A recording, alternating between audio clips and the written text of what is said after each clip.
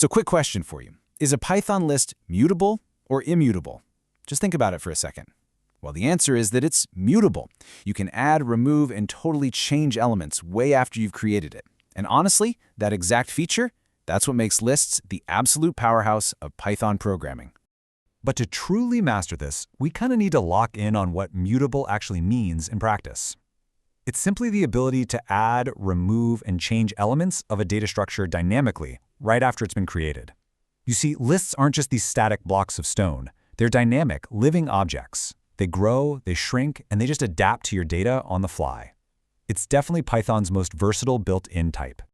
Welcome to this explainer, where we're going to completely master Python lists, the ultimate mutable workhorse. If you've ever felt like your data was just completely getting out of hand, well, this is the exact toolkit you need to wrangle it securely and efficiently. Whether you're handling, say, 10 user profiles or 1 million data points, we've got you covered. Here's our agenda for today. 1. We'll meet the Python list. 2. Indexing and slicing data. 3. Essential CRUD operations. 4. Navigating nested 2D lists. And finally, number 5. Avoiding the infamous list copying trap. All right, let's jump straight into section 1. Meet the Python list, forging your raw materials. Let's take a look at some code here. Notice those square brackets? That is your primary visual cue that you are working with a list.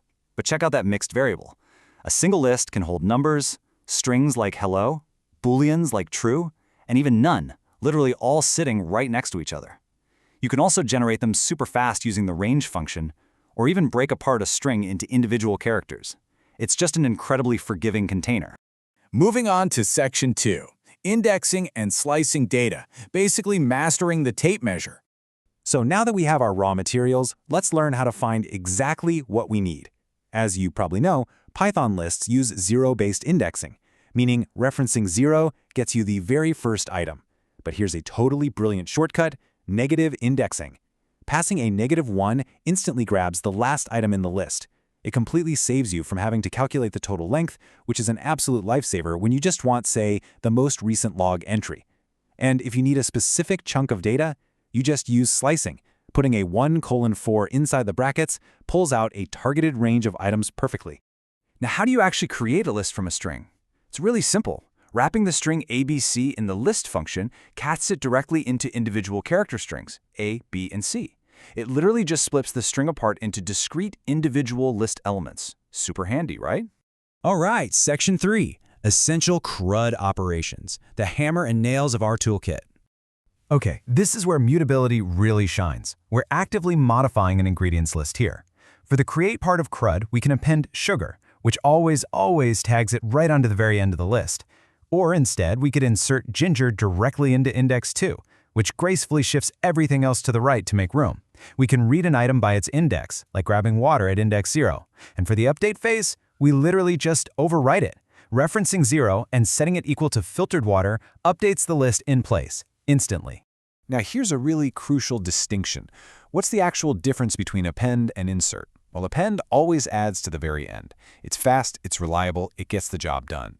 Insert, on the other hand, targets a precise position, adding your item exactly at the index you specify, which is absolutely great when the strict order of things is necessary. Of course, we also need to delete things, right? Python gives you 3 distinct ways to clean up your toolkit. First, you can delete by a specific value, using .remove sugar. But if you know the exact position instead, you'd use .pop1, which removes the item at index 1 and actually hands it back to you. It's kind of like dealing a card right off the top of a deck. And what if you just need to wipe the slate completely clean? Just call .clear, and boom, you're left with a completely empty list. Moving on to section 4, navigating nested 2D lists, we are upgrading to a grid. We're taking our skills to the next dimension here by literally putting lists inside of lists. Look at the code for this grid. It's a standard 3x3 layout. To navigate this, we use what's called a double bracket syntax, like we see here with the 1 and the 2. The first bracket, the 1, targets the specific row. The second bracket, the 2, targets the exact column within that row. Because under the hood, it really is a literal grid. When we ask for row index 1, we drop down to the second row, remembering our zero-based indexing, of course. Then, column index 2 moves us across to the third column, and boom, it points directly to the number 6.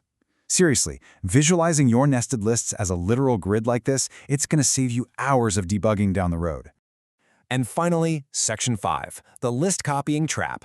Consider this your critical safety briefing. Okay, we really need to slow down here and address a massive, hidden trap that frustrates so many developers, the copy anti-pattern. Honestly, falling for this is basically a rite of passage that has kept almost every Python developer up debugging at 3 a.m. When you want to duplicate a list, you might intuitively think, oh, I'll just use the equal sign. But no, using the equal sign doesn't actually create a new list. It simply creates a new name tag pointing to the exact same underlying data in your computer's memory. So if you change your so-called copy, yeah, you accidentally destroy your original data. So, this red anti-pattern, setting a copy equal to the original, it's a super dangerous move. Instead, you must explicitly tell Python to make a duplicate, like we see here in green. You do this safely by using the .copy method or by using the open slicing shortcut, with the colon right inside the brackets.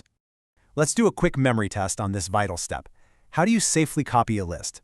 Yep, by explicitly using the copy method or that open slicing syntax. Both of these correctly create what we call a shallow copy, which gives you a brand new, completely independent outer list. But here is the absolutely crucial warning. Standard copies are shallow, and a shallow copy means that nested objects are actually still shared. If you have a 2D nested list, kind of like our grid from earlier, the outer list is safely duplicated, sure, but the inner rows, they are still dangerously tethered together. Modifying an inner row in the copy is still going to break the original. So if you're dealing with complex nested data, you need the ultimate safeguard. You have to use this exact syntax, copy.deepCopy. This deeply traverses every single layer of your nested lists, guaranteeing full independence for your entirely new dataset. Honestly, it's the only way to be 100% safe when you're working with nested mutability. Wow, we've covered a tremendous amount of ground today, right? From the basic square brackets all the way to the depths of nested deep copies. So my question for you to take away is this. How will you organize your next messy dataset using nested Python lists? I really challenge you to open your code editor today and just apply this mutable toolkit to your own data. But maybe ask yourself this as you code. As your datasets grow to millions of rows, how much computer memory are those deep copies really consuming? Keep those rules in mind, and hey, thanks for joining me on this explainer.